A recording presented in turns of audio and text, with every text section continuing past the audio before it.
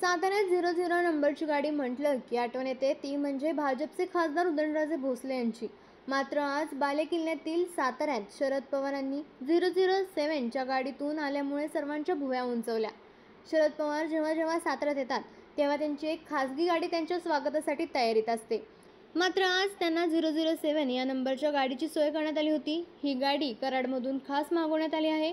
आज दिवसभर पवारसाहेब याच नंबरच्या याच गाडीतून सर्वत्र प्रवास करणार आहेत।